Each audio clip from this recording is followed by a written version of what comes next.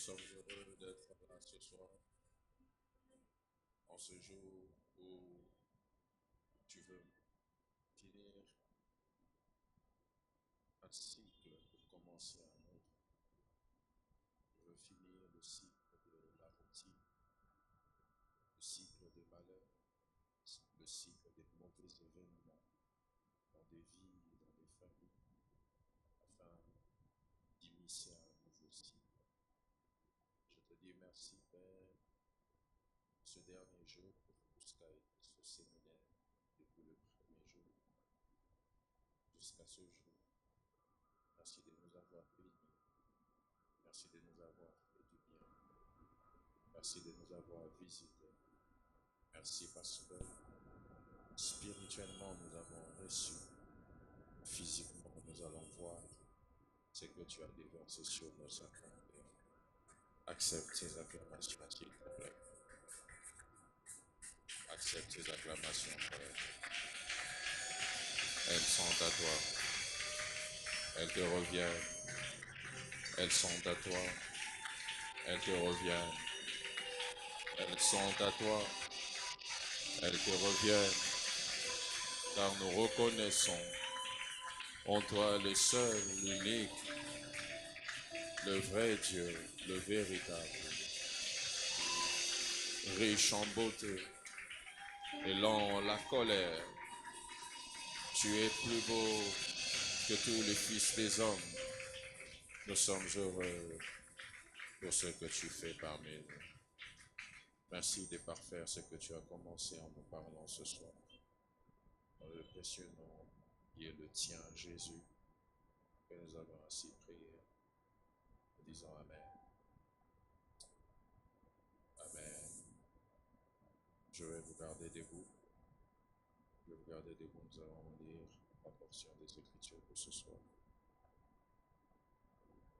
Je prie à ceux qui sont assis. Je prie à ceux qui sont assis de nous rejoindre debout. Genèse chapitre 31, à partir du verset 17. Genèse chapitre 31, à partir du verset 17. Si vous avez trouvé, vous dites Amen. Amen. La Bible déclare ceci. Jacob se leva et il fit monter ses enfants et ses femmes sur les champs. Il emmena tout son troupeau et tous les biens qu'il possédait, le troupeau qui lui appartenait. Il avait acquis à Padan Aram et il s'en alla vers Isaac, son père, au pays de Canaan. Tandis que Laban était allé tondre ses brebis, Rachel déroba les téraphimes de son père. Et Jacob trompa Laban, l'araméen, en ne l'avertissant pas de sa fuite. Nous allons descendre au verset 25. La Bible déclare, Laban atteignit Jacob. Jacob avait dressé sa tente sur la montagne. Laban dressa aussi la sienne avec ses frères sur la montagne de Galade. Alors Laban dit à Jacob, qu'as-tu fait? Pourquoi m'as-tu trompé et emmènes-tu mes filles comme des captives par l'épée? Pourquoi as-tu pris la fuite en cachette? M'as-tu trompé et ne m'as-tu point averti? Je t'aurais laissé partir au milieu des réjouissances et des chants, au son du tambourin et de la harpe. Tu ne m'as pas permis d'embrasser mes fils et mes filles. C'est en insensé que tu as agi. Ma main est assez forte pour vous faire du mal, mais le Dieu de votre père m'a dit, garde-toi de parler à Jacob ni en bien, ni en mal. Maintenant que tu es parti, parce que tu languissais après la maison de ton père, pourquoi as-tu dérobé mes dieux? Le deuxième texte que nous allons lire, c'est 1 Samuel chapitre 16, verset 14. 1 Samuel 16, verset 14. La Bible déclare ceci. L'Esprit de l'Éternel se retira de Saül, qui fut agité par un mauvais esprit. venant de l'Éternel. Le serviteur d'Ésaü lui dit, voici un mauvais esprit de Dieu t'agite. Et enfin, Juge chapitre 16, le verset 28. La Bible déclare ceci. Alors, Samson invoqua l'Éternel et dit, Seigneur éternel, souviens-toi de moi. Je te prie, ô Dieu, donne-moi de la force, seulement cette fois, et que d'un seul coup je tire vengeance des Philistins pour mes deux dieux. Dieu bénisse sa parole, on acclame le Seigneur et on le prend. Que Dieu vous bénisse. Bénis ton voisin. Je rends gloire à Dieu pour ce merveilleux séminaire, tout ce que Dieu a commencé à faire parmi nous depuis le mardi jusqu'à ce vendredi. Et j'aimerais qu'on acclame le Seigneur pour cela.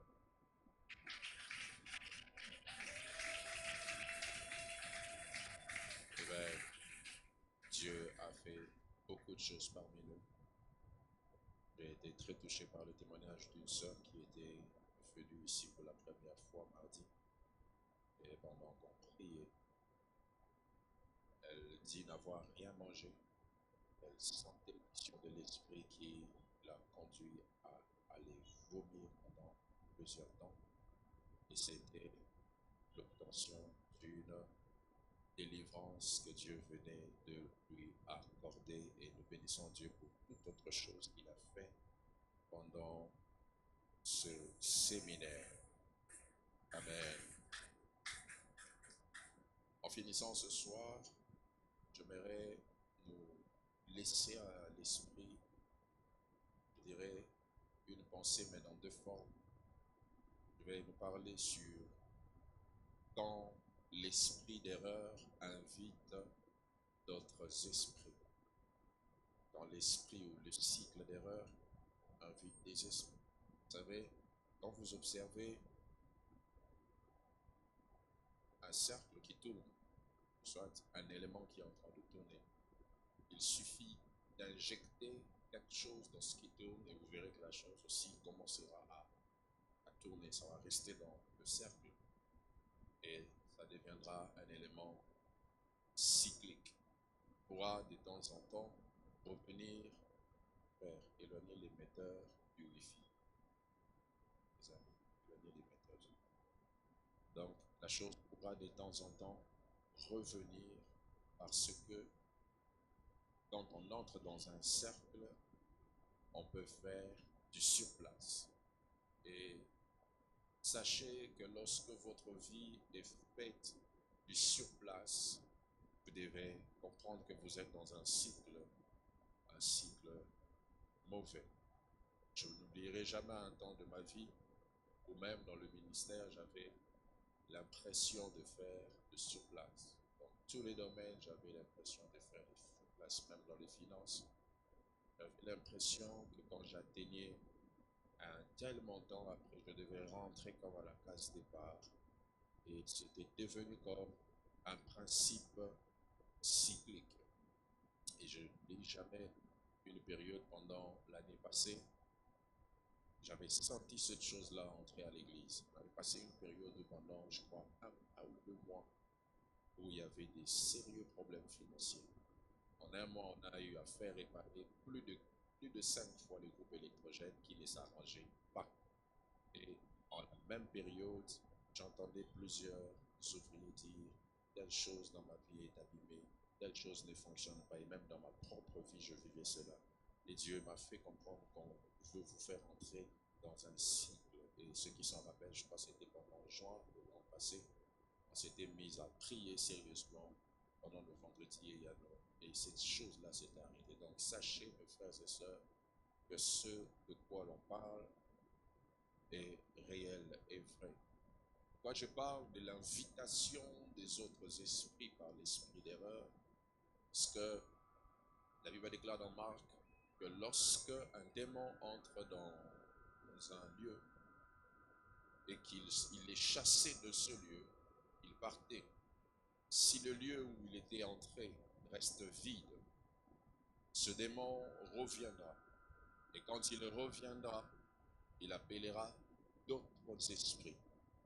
Par la grâce de Dieu, je travaille beaucoup dans le domaine de la délivrance ou du combat spirituel. Et je peux vous assurer, dans ma petite expérience, que très souvent, lorsqu'un esprit entre, il invite toujours d'autres esprits. Alléluia. Lorsqu'un esprit entre, il invite d'autres esprits. Vous allez vous en rendre compte qu'il y a de ces personnes qui ne se marient pas, pensant qu'elles ont un esprit de célibat. Or, en vrai, ce n'est pas qu'un esprit de célibat, c'est peut-être l'esprit de cupidité qui a attiré le célibat.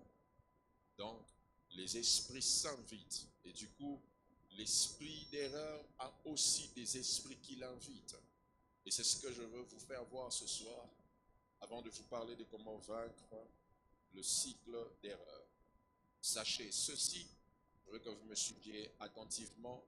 Les démons sont des êtres spirituels parasites. Les parasites sont des êtres, ou même en biologie on dira des microbes, qui impérativement ont une vie dépendant des corps. Un parasite ne vit pas sans être dans un corps. Un parasite dépend totalement de l'autre. Et c'est ainsi que fonctionnent les démons. Pour qu'un démon fonctionne, il doit être quelque part. Il doit être placé dans un endroit. Et très souvent, les démons se placent dans les corps humains. Les démons se placent même dans les animaux. Rappelez-vous dans Marc chapitre 5, lorsque Jésus a délivré le fou des Gadara, les démons qui étaient dans ce fou sont sortis, mais ils sont allés chez les pourceaux. Donc, c'est possible de voir des animaux être animés par des esprits. Des fois, quand vous regardez, vous dites que c'est un simple chien. Je me rappelle, toujours pendant ce séminaire, avec les ouvriers, on était en jeûne depuis mardi. Que Dieu bénisse tous les ouvriers qui ont jeûné et prié pour ce programme. Alléluia. Des fois, les gens ne savent pas derrière l'impact qui se produit, quel est le sacrifice qui se fait. Il y a des gens qui payent le prix en jeûne et en prière. Quand on rentre, 21h30, trouve les gens en chaîne de prière et on prie comme ça, en routine. Et moi, je suis dans un long moment de prière où je prie depuis un temps, chaque minuit. Et récemment, je ne sais pas si j'étais seul ou j'étais avec ma femme, il y a un chat qui est venu devant ma maison et il a commencé à miauler. Je ne dis pas qu'à chaque fois que le chat miaule, c'est spirituel. Mais je sentais mon esprit agité lorsque ce chat miaulait. Je sentais mon esprit être perturbé. Et je ne suis pas sorti pour le chasser. Je me suis parlé dans mon cœur. J'ai dit, si c'est un esprit qui est derrière ce chat, il est parti maintenant. Et ce chat était parti. Alléluia. Je ne verrai jamais l'histoire d'un de nos grands-pères. Il fut l'oncle de mon père. Il était athlète et il avait un chat. Un jour, des hommes de Dieu sont venus prier chez lui. Et en priant, on lui a dit, le problème de ta vie, c'est ton chat. Et ne prenez pas à l'extrême. Je ne dis pas que tous les chats sont des sorciers. Alléluia. Alléluia. Oui, oui. Et ne prenez pas ça à l'extrême. Et on lui a dit, le problème de ta vie, c'est que ce chat que tu as est à la base de plusieurs choses qui t'arrivent. Et Dieu dit que si on ne chasse pas ce chat aujourd'hui, tu vas mourir. Il a dit, vous pouvez tout prendre, mais vous ne prendrez pas mon chat. Il est allé à la compétition, il s'est mis à courir, il a couru, il a couru. Quand il est arrivé à la ligne d'arrivée, il a succombé, il est tombé. C'est comme ça que cet homme est mort. Et on dit qu'à la minute où il tombait pour mourir, le chat avait quitté la maison et le chat avait fui. Un simple animal qui était habité par des esprits. Donc les esprits habitent les corps humains, les esprits habitent les animaux, et je vais même aller plus loin, les esprits habitent même des corps plastiques. Alléluia. Les esprits, mes frères et sœurs, habitent même dans des corps plastiques. Dans des corps plastiques. Donne-moi un son chaud avant, s'il te plaît. Vous voyez, l'histoire que nous avons lue nous parle de Jacob dans Genèse 31. Jacob vivait avec son beau-père Laban. Rappelez-vous, quand j'ai commencé ce séminaire, je vous ai dit que le mensonge d'Abraham s'est répété chez Isaac, mais ça s'est amplifié chez Jacob. Jacob était un grand menteur, comme le dit même son nom. Il obtenait même ce qui lui était destiné par le mensonge. J'en parlerai. Et il se retrouve chez Laban. Laban avait ses dieux, ses divinités. Suivez-moi attentivement. Alors, qu'est-ce qui s'est passé? Laban avait ses statues qu'on appelle les théraphim. C'était ses divinités. Et ces dieux de Laban, ou ces démons cachés derrière les statues de Laban, lui permettaient de localiser où Jacob était. Ainsi, Jacob s'est enfui en secret, sans que Laban le sache. Mais Rachel, je vous ai dit ici, l'esprit d'erreur est entré jusqu'en Rachel. Rachel a fui en volant les statues de son père, les théraphim. Elle a fui avec. Et Laban a pu localiser où se trouvait Jacob simplement parce que Rachel avait ses divinités, ses théraphim, des statues. J'ai déjà vu des démons derrière les poupées des enfants. Je sais de quoi je vous parle. J'ai déjà vu ça. Et l'erreur de Jacob de fuir chez Laban sans avertir, ajouté à l'erreur de Rachel de voler les dieux de son père, a fait que cet homme puisse les rattraper. Et regardez ce qui se passe lorsque Laban arrive. On n'a pas pu lire toute l'histoire. Laban commence à chercher ses statues. Et la Bible dit que Rachel a caché les statues de Laban sous sa robe ou sa jupe. Et quand son père est entré pour fouiller sa tente, pour fouiller l'endroit, la maison où elle était, Rachel a dit à son père, tu peux tout fouiller, mais je ne peux pas me lever parce que je traverse ce que toutes les femmes traversent. Or, c'était faux. Elle ne voulait pas que Laban voie qu'elle avait pris ses statues. Et de là, Laban a parlé. Laban a dit, ok, comme je n'ai pas retrouvé, que personne d'entre vous pense avoir pris mes dieux, celui qui l'a pris va mourir. Et vous savez comment Rachel est morte.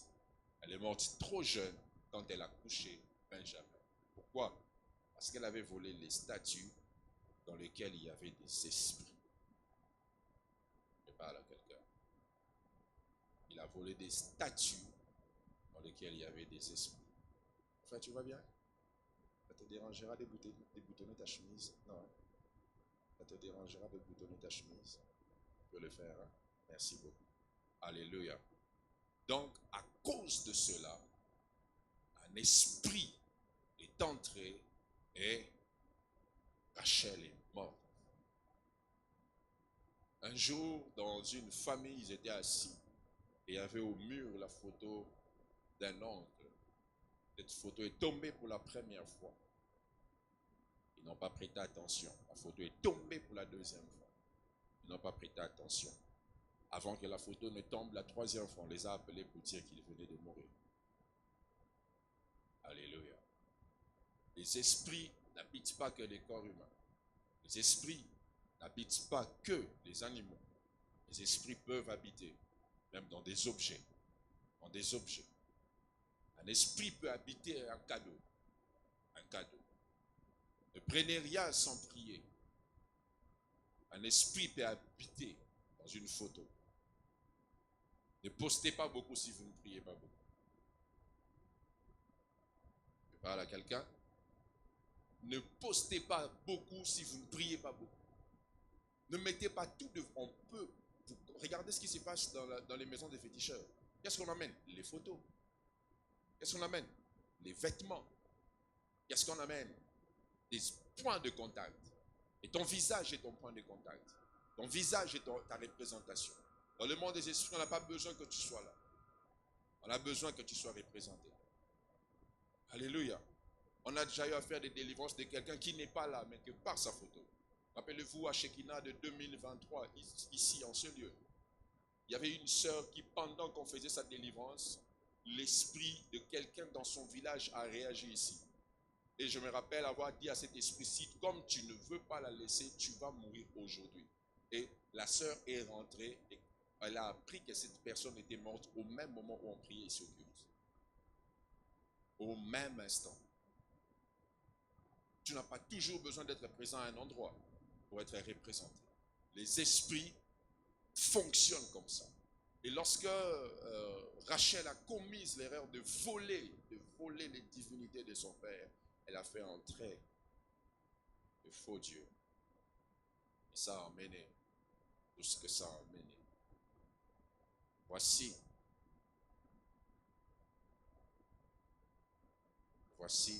mes frères et sœurs,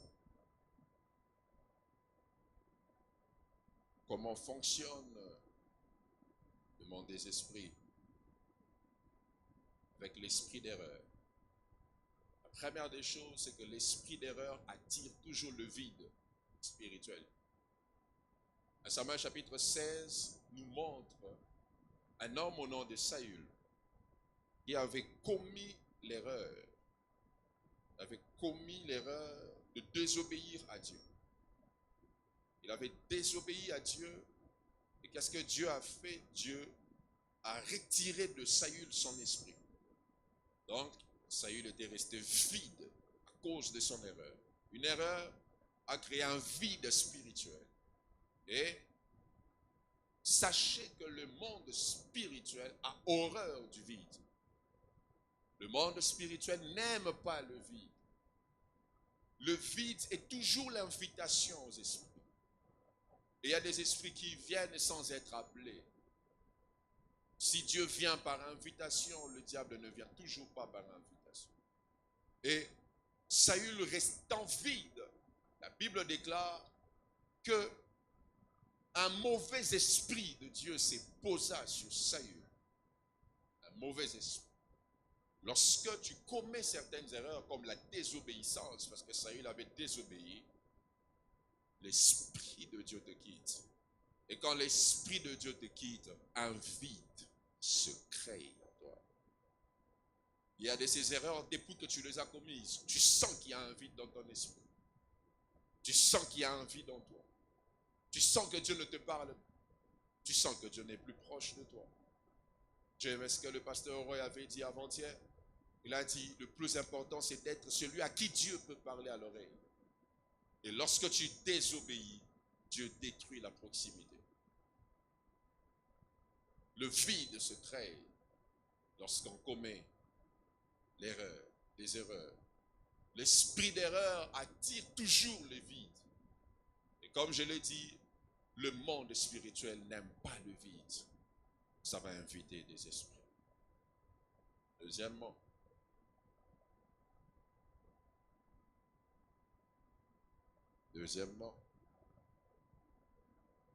l'esprit d'erreur attire les démons de tourment.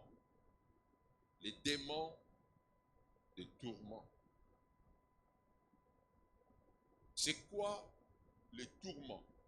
Le tourment, c'est être, comment je peux le dire? Le tourment, c'est être oppressé en multipliant des voix qui parlent dans vos pensées. Quand on parle des tourments, on fait allusion à une oppression spirituelle qui augmente dans vos pensées les voix qui vous parlent. Donc vous arrivez à certains moments d'avoir l'impression d'entendre plusieurs voix. C'est comme si plusieurs personnes vous parlaient. C'est comme s'il y avait plusieurs personnes au même moment qui parlaient à votre esprit. Et des fois, ces genres de réalités créent la confusion. L'esprit des tourments vient après les vient par l'esprit d'erreur. Et c'est ce que Saül a connu. Quand l'esprit de Dieu l'a quitté, la Bible dit que Saül fut tourmenté. Un roi saisi par la folie. Les fous que vous voyez ne sont pas toujours fous à cause des raisons psychiatriques. Des fois, c'est à cause des esprits. Et très souvent, généralement, la folie est spirituelle. Il y a une ville de ce pays dont je t'ai le nom, où quand je suis allé pour la première fois, j'ai remarqué qu'il y avait un taux élevé de folie. Il y avait beaucoup de fous. Tu ne peux pas passer sur une avenue dans cette ville-là sans voir un fou. L'esprit de tourment. Quand tu restes seul, tu as l'impression que c'est 10 personnes qui te parlent. C'est 15 personnes que tu entends plusieurs voix. Et des fois, tes maux de tête ne sont pas liés à la médecine. C'est lié à l'esprit de tourment. L'esprit de tourment. Ce soir, ça va s'arrêter au nom de Jésus. Mes frères et sœurs, l'esprit de tourment peut vous emmener jusqu'à la folie.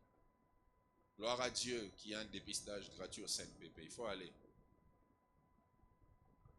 Amen. Hein? Il faut partir. Je me rappelle quand je faisais des démarches administratives pour l'église, on nous avait exigé l'attestation de la santé mentale. Le jour où je suis allé faire ce test-là, mes frères et sœurs, je me demandais est-ce que ma tête fonctionne bien. Je me suis dit, mais peut-être que je suis fou, je ne savais pas, parce que le fou ne sait pas toujours qu'il est fou. Et j'avais peur que déjà quand j'ai regardé le monsieur qui devait me consulter, lui-même il avait l'air d'un fou. Vous savez, des gens qui ont beaucoup étudié, l'intelligence les a rendus un peu bizarres. Je me suis dit maintenant, comme déjà il a l'air d'un fou, il trouvera que je suis fou. Esprit de tourment. Où tu entends plusieurs voix te parler.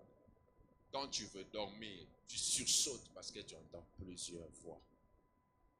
Plusieurs voix te parler. Le diable dépose cet esprit dans les pensées. C'est la raison pour laquelle l'apôtre Paul dit, nous ramenons captifs toute pensée à l'obéissance de Christ. Il y a des esprits qui entrent dans les pensées et qui poussent à désobéir à Dieu. L'esprit des tourments, mes frères et sœurs, vous crée une crise de personnalité. Une crise de personnalité. L'esprit des tourments dépose en vous une confusion totale. Ça dépose en vous une nature double. Une nature double. C'est ce qu'on appelle la schizophrénie. Vous voyez quelqu'un avoir une double personnalité. Et c'est ce que Saül était devenu. Il pouvait aimer David le matin. Le soir, il a envie de le tuer. Et j'ai vu, je vous assure, plusieurs personnes comme ça. Tu entendras quelqu'un dire, j'aime mes enfants, mais quand je regarde, j'ai envie de les étrangler. Ce n'est pas naturel, c'est spirituel. Vous vous retrouvez, hein? Depuis un temps, quand je regarde ma mère, j'ai envie de la tuer quand elle dort. Mais je l'aime beaucoup. Schizophrénie. Double personnalité. Pourquoi? Les tourments. Et c'est comme ça que Saül était devenu. Il peut aimer David un moment. Mais après, non, je dois seulement tuer David. Je dois seulement le tuer. Et il y a des gens comme ça, mes frères. Quand tu vois quelqu'un qui peut t'aimer maintenant, à 22 heures, il te montre la haine. Le matin, il te montre l'amour. À 12 heures, il te montre la haine. Il est tourmenté. Je vous dis. Et faites attention aux gens qui sont tourmentés. Ne pensez pas qu'ils ont des émotions. Cet esprit peut leur pousser à faire des choses graves, gravissimes. N'avez-vous pas vu des gens se tuer pour des intérêts matériels à cause de l'esprit des tourments? Saül était tourmenté parce qu'il avait commis une seule erreur de désobéir à Dieu. L'esprit de tourment s'était invité en lui. Troisième esprit qu'attire, l'esprit des mensonges. Pardon, l'esprit d'erreur, c'est l'esprit des mensonges. Quand vous commettez des erreurs, vous attirez l'esprit des mensonges. Voilà pourquoi que ces séminaires ne finissent pas sans que Dieu délivre les menteurs. Amen. Hein? Il y a une différence entre mensonge et esprit de mensonge. J'ai connu un frère qui, lui, n'avait pas le mensonge, il avait l'esprit de mensonge. Donc, il était arrivé à une dimension où il mentait le pasteur. On lui demandait, tu fais comment pour mentir le pasteur? Et puis, il avait une réaction tellement naturelle qu'il suffisait de le croiser. Toi-même, quand tu vois que tu le croises, il n'a aucun argument, tu te demanderas, mais c'est sorti d'où ce qu'il a dit? Même lui-même ne sait pas d'où c'est sorti. Esprit de mensonge. D'où est venue l'idée dans la tête de Rachel de dire que non, je suis pendant ma féminité, je ne peux pas me lever. Et conséquence de l'esprit des mensonges, Rachel est morte. Elle est morte tôt, non pas parce que c'était la volonté de Dieu, parce qu'elle avait menti. Elle a touché au faux Dieu et elle a menti. Elle a nié. Elle a refusé de dire qu'elle avait pris les statuts de son père. Elle a refusé de l'accepter. Voilà pourquoi j'aimerais vous dire, faites attention aux objets dans vos maisons. Certains ici le savent. Le jour de mon mariage, on m'avait offert un portrait. Déjà, ce portrait était bizarre. Ce portrait faisait couler. Vous savez, on vous donne un portrait la soirée, mais ça fait couler la peinture. Et c'était de couleur rouge, comme le sang. Comme le sang. Et je connais bien la personne qui m'avait offert ce portrait. Une personne avec qui on a étudié. Et depuis qu'on grandissait, on savait que son père était le représentant de la Maïkaré en Afrique centrale. Et on pensait qu'avec le temps, ça avait changé. Or, ça s'était amplifié. Et j'ai pris ce portrait. Je l'ai ramené à la maison. La première nuit en dormant, quand j'ai regardé ce portrait, j'ai vu qu'on me voyait. J'ai vu que c'était une caméra. Je l'ai brûlé. Et depuis ce jour-là, cette personne ne me salue même pas. Un portrait. Là, tu vas prendre, waouh, c'est beau. Waouh, c'est joli. Je vais mettre ça dans ma chambre. Vous allez dormir à 5. Je te demande, mais comment le lit est grand, mais je me sens étouffé. Vous êtes nombreux. Alléluia. Je vous dis la vérité. Les esprits n'ont pas besoin de passeport pour venir chez vous. Les esprits n'ont pas besoin. Il suffit de commettre une toute petite erreur. Les esprits vont habiter avec vous. Voilà pourquoi je prie ce soir que Dieu libère quelqu'un de ces esprits de l'ennemi qui viennent souffler un vent d'aveuglement qui conduit à faire des erreurs pour inviter des esprits. Alléluia. Vous imaginez un simple portrait a failli cacher toute une vie. Un simple portrait. Alléluia. Je n'oublierai jamais un jour, j'étais dans un taxi. Et il y avait un garçon à côté de moi. À l'époque, je ne sais pas si c'est toujours comme ça, il y avait 3 personnes derrière et une personne devant. Et on avançait. À un moment, le garçon est devenu très agité. Faites attention quand vous êtes à côté de quelqu'un qui tout le temps gesticule avec ses doigts. Faites attention. Faites attention. Les sorciers cherchent les portes par lesquelles sortir. Et souvent, les portes des connexions spirituelles dans la sorcellerie, je ne prêche pas la sorcellerie, mais je vous dis, ce sont les orteils et les doigts. Même quand il fallait oindre dans la Bible, Dieu exigeait qu'on mette aussi l'onction sur l'orteil du sacrificateur. Ce sont des points de contact spirituels. Vous qui allez jeter vos manzakas partout. Maintenant, vous qui jetez les manzakas partout, faites attention. Et quand vous voyez quelqu'un à tout moment, il est comme ça. Je ne comprenais pas. Le garçon était devenu mal à l'aise. Et après un moment, il y avait... Vous savez, il y a des odeurs où quand tu sens ça, tu as l'impression que vous êtes entré quelque part où tu ne peux plus respirer. Et je sentais ça comme ça. Après, il a crié, il a dit, faites-moi descendre, faites-moi descendre. Le chauffeur s'est arrêté, il a fait descendre, il a commencé à courir. C'est le jour où j'ai compris, mes frères et sœurs, que quand nous marchons, nous ne marchons pas seuls. Je disais, nous ne marchons pas seuls. Dieu est avec nous. Il combat pour nous-mêmes quand nous ne voyons pas. Il combat pour nous même quand nous ne soupçonnons pas. Et je prie dans le nom puissant de Jésus, que Dieu mette une armée céleste autour de toi, qui te préservera de toute forme d'esprit, des esprits d'environnement, des esprits célestes, des esprits terrestres, qui pourront chercher à s'émouvoir là où tu habites, pour s'aimer la sécheresse, pour s'aimer la désolation, pour s'aimer le chaos. Je prie qu'au sortir de ce programme, que Dieu ouvre tes yeux sur les esprits qui se sont invités par tes erreurs, afin que tu sois capable de les arrêter. Je n'ai pas entendu ton amen. Je dis afin que tu sois capable de les arrêter et que tu les mettes en dehors de ta vie au nom puissant de Jésus. Que Dieu te donne la capacité d'avoir les yeux de l'esprit ouverts. Ouverts. Alléluia. Je vous dis des choses vraies. Il y a l'une de nos sœurs ici qui, elle n'est pas là, elle est malade, très malade. Parce que la semaine passée, elle est allée faire les ongles. Et après avoir fait ça, elle rentre, on lui dit qu'elle souffre de la tension. Je dis, toi, vraiment tension. Toi, quel problème tu as? Après, oh non, les histoires qu'on avait utilisées n'étaient pas bien, ça crée des infections. Elle a fait la cure lundi, elle a recommencé à zéro. Alléluia. Ces choses sont vraies. Les choses sont vraies. Si vous voulez vaincre l'esprit d'erreur, voici ce que vous devez faire. La première des choses, prenez conscience.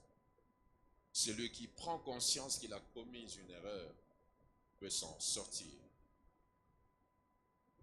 Vous savez, lorsque vous voulez avancer dans la vie, ne cherchez pas qui accuser dans vos problèmes. Accusez-vous vous-même. Alléluia.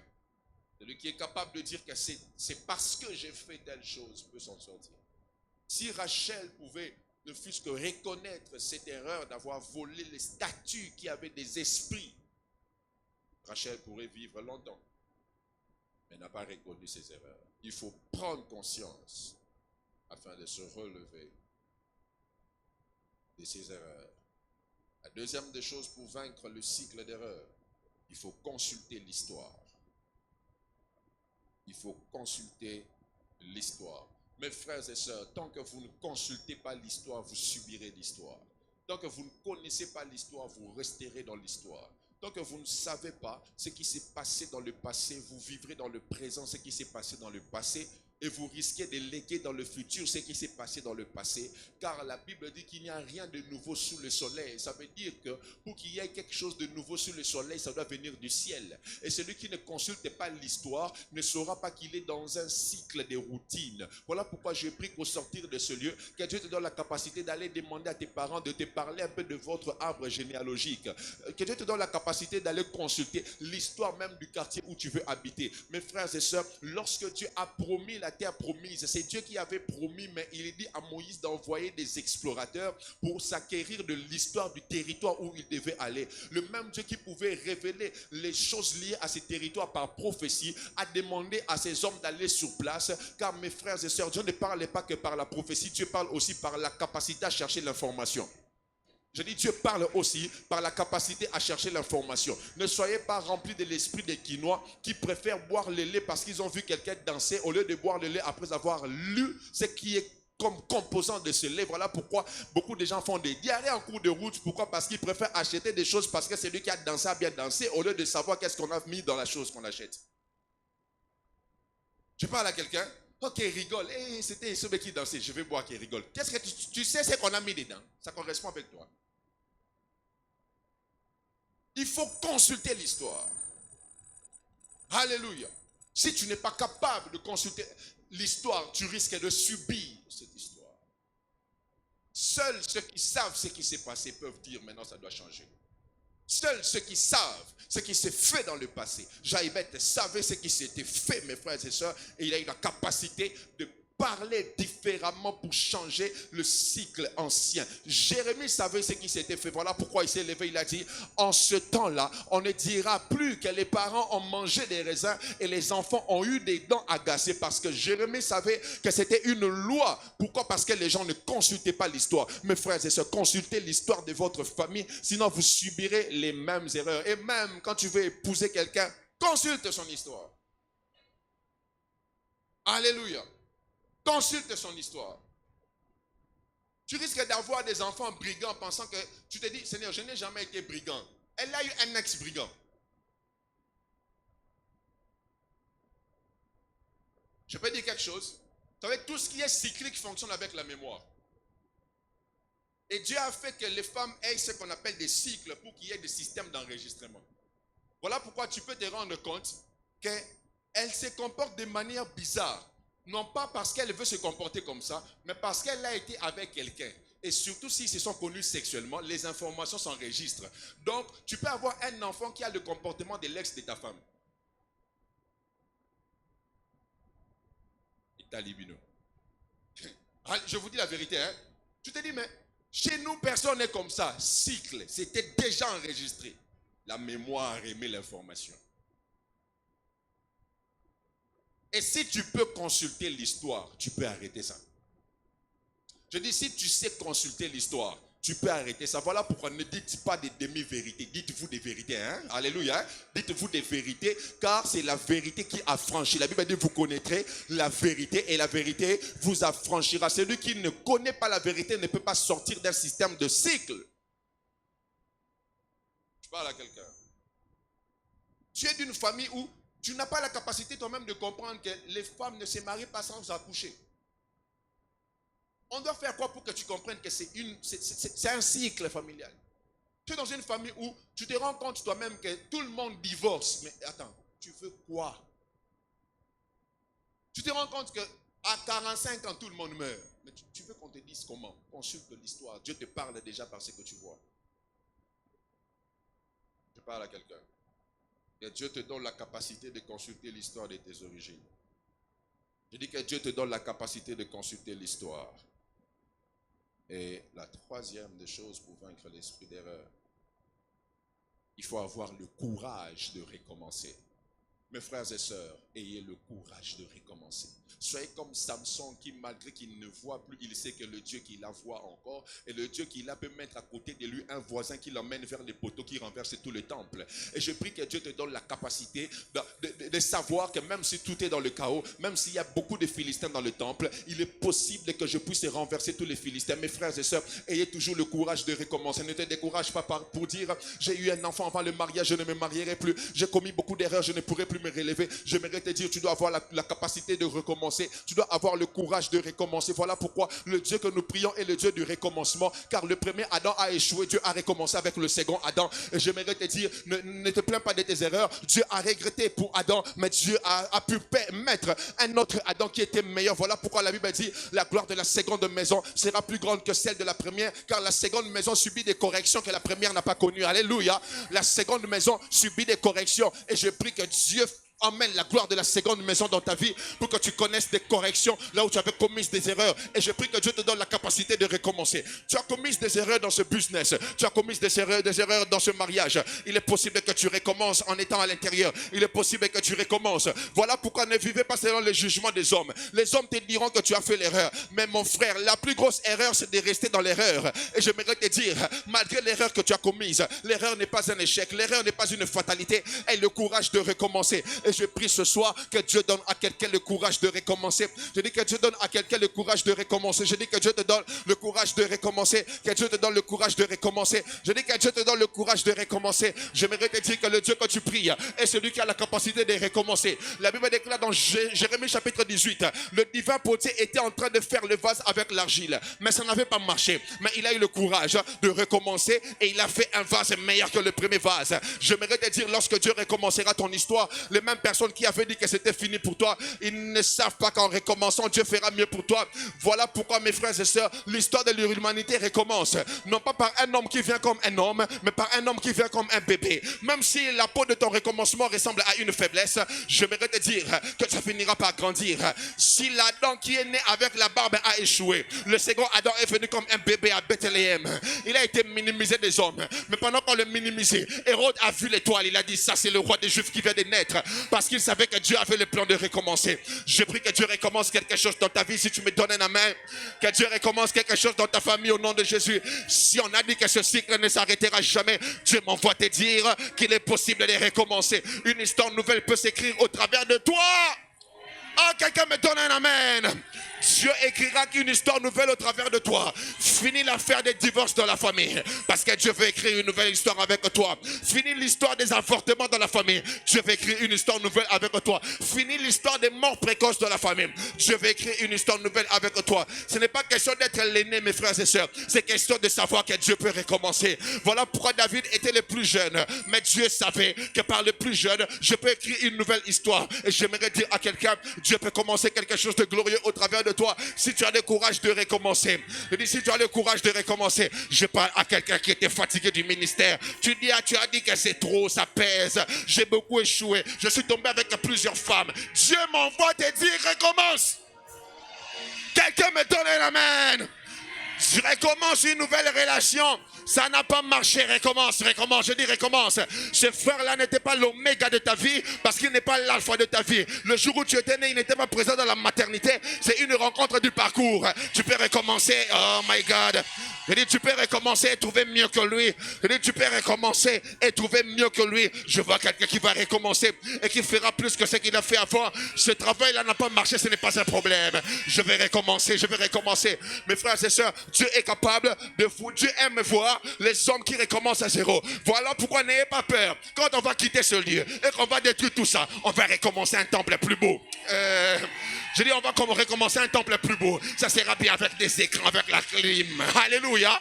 On ne va plus transpirer en prêchant, parce que Dieu est le Dieu de ceux qui savent recommencer. Je prie que Dieu te donne la force de recommencer. Je dis que Dieu te donne la force de recommencer. Que Dieu donne à quelqu'un la force de recommencer. Oui, cette grossesse a été perdue. Recommence encore. Dieu n'a pas fini avec toi. Je dis, Dieu n'a pas fini avec toi. Je dis, Dieu n'a pas fini avec toi. Je dis, Dieu n'a pas fini avec toi. Il y a encore quelque chose de nouveau. Voilà pourquoi lorsqu'on amène à Jésus, la femme est surprise en flagrant délit d'adultère.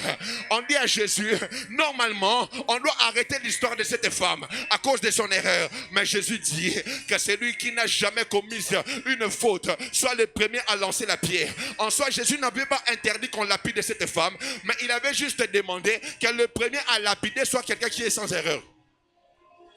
Il a juste dit que celui qui n'a jamais commis des erreurs puisse être le premier à lancer la pierre. Et personne ne s'est retrouvé capable de le faire. Ça veut dire, c'était une assemblée des hommes remplis d'erreurs, mais une seule personne avait le courage de recommencer malgré ses erreurs. Voilà pourquoi je me fous de savoir si tu es parfait. Je me fous de savoir si tu es tombé avant de venir ici. Je crois que tu peux te relever. Je crois que tu peux être plus fort. Je crois que Dieu peut encore t'utiliser. Je crois que Dieu peut encore passer par toi. Je dis, Dieu peut encore passer par toi. Je dis, Dieu peut encore passer par toi. Mes frères et sœurs, le royaume des cieux n'est pas pour les TTS, les traîtres spirituels, les traîtres saints. Non, c'est faux, mes frères et sœurs. Dieu est venu pour les pécheurs. Il est venu pour que tu ne sois plus pécheur. Il est venu pour te prendre, mon frère. L'histoire de l'homme qui est entré en premier au ciel, c'est l'histoire d'un voleur qui n'a pas fait de prière de conversion, mais parce qu'il a sur la croix compris que je dois reconnaître que celui-ci est fils de Dieu. Il a vu le royaume. Mais j'aimerais te dire, si seulement tu crois ce soir, quelque chose de nouveau peut commencer. Dieu peut recommencer. Dieu peut recommencer. Je te parle ce soir. Dieu peut recommencer avec toi. Ce travail est perdu, ce n'est pas la fin du monde. Dieu peut recommencer avec toi. Voilà pourquoi, mes frères, je n'ai plus peur de quelque chose dans la vie. Ceux qui partent, ça part. Les personnes qui partent, partent. Mais tant que Dieu est encore là, je peux recommencer. Dieu lui-même a la spécialité en matière de recommencement. Parce que le premier Adam avait échoué. Et Dieu a compris que le second Adam doit venir pour recommencer. Voilà pourquoi quand on recommence, on ne commet pas les mêmes erreurs qu'au début. Car le premier Adam ne savait pas l'importance l'importance du sang. Mais le second Adam est venu comme l'agneau immolé. Et il sait qu'il y a un pouvoir dans le sang. Voilà pourquoi quand il recommence, il ne fait pas comme le premier Adam. Le premier Adam se retrouve dans un jardin qu'il devait cultiver. Mais le second Adam se retrouve dans une terre qu'il devait planter comme un jardin. Voilà pourquoi il ressuscite comme un jardinier. C'est pour cela qu'à la Nouvelle Jérusalem, la Bible déclare qu'il y aura un beau jardin. Ce n'est pas un jardin comme celui d'Adam, mais c'est un jardin que Jésus a planté. Jésus n'a pas hérité d'un jardin plein, mais il a planté le jardin. J'aimerais te dire, tu peux encore planter, tu peux encore planter, tu peux encore planter. Ah, est-ce que je parle à quelqu'un ce soir? Tu peux encore déposer une sémence. Je parle à un Samson ce soir. Dieu m'envoie te dire, tu peux encore recommencer. Plus de Philistins que toi vont mourir. Mais ce que j'aime, mes frères et sœurs, Samson est mort avec le Philistin. Mais Christ est mort avec le péché. Mais il est ressuscité sans péché. J'aimerais te dire, quand on recommence avec Jésus, ceux qui nous avaient tués meurent. Mais nous, on ressort vivants en force. Tu ne m'as pas compris. Je dis qu'on recommence avec Christ. Ce qui nous avait détruits reste dans le tombeau. Mais nous nous sortons comme des hommes forts et vivants. Voilà pourquoi Jésus dit, allez dire à mes disciples et à Pierre. Pourquoi Pierre avait abandonné le ministère? Parce qu'il a dit, j'ai nié le maître. Je ne suis pas digne de le prêcher. J'ai fait tous les efforts pour lui montrer que je l'aime. Mais j'ai échoué en amour. Je n'ai pas été excellent. Je n'ai pas été bon. Mais Jésus dit, allez dire à mes disciples. Et particulièrement à Pierre. Je le précède, je le précède. Et lorsque Pierre vient, je lui dis, Simon, fils de Jonas, même Jésus pose la même question 3 fois pour corriger l'erreur que Pierre a commise de nier 3 fois. Et j'aime une chose, le jour de la Pentecôte, ce n'est pas Jean qui était parfait, mais c'est Pierre qui s'est levé et il a dit, hommes frères, ces hommes que vous voyez ne sont pas ivres, mais c'est tel que c'était annoncé dans Joël chapitre 2 le verset 28. Dans les derniers jours, dit Dieu, je répandrai mon esprit sur toute chair, pas la chair des hommes parfaits, mais même la chair de ceux qui ont commis des erreurs. Et il dit, vos fils et vos filles prophétiseront. Vos jeunes gens auront des visions. Vos vieillards auront des songes. C'est ce même Pierre qui a dit un jour à un homme, je n'ai ni or ni argent, mais ce que j'ai, je te le donne. Je pensais que cet homme allait commettre l'erreur en se levant. Mais il s'est levé sans commettre l'erreur parce que le Pierre qui a parlé avait déjà été restauré en matière d'erreur. Je dis le Pierre qui avait parlé, Dieu l'avait déjà restauré. Voilà pourquoi je prie ce soir que Dieu te restaure et que les hommes ne te reconnaissent pas. Attends, amen, hein? Que Dieu te restaure et que les hommes ne te reconnaissent pas. Et la Bible déclare que Samson invoqua l'Éternel. Samson a prié. Samson a parlé à Dieu. J'aimerais te dire, celui qui peut prier peut être restauré. Celui qui peut prier peut corriger ses erreurs. Et je crois ce soir que lorsque nous allons prier pendant les minutes qui restent, Dieu va arrêter le cycle d'erreur dans une famille. Dieu va arrêter le cycle d'erreur dans une vie. Il y a une force dans la prière, mes frères et sœurs, qui est capable de corriger tes erreurs. Lève-toi là où tu es. Oh my God. Karama sumpre de veyash. Yahweh, oh,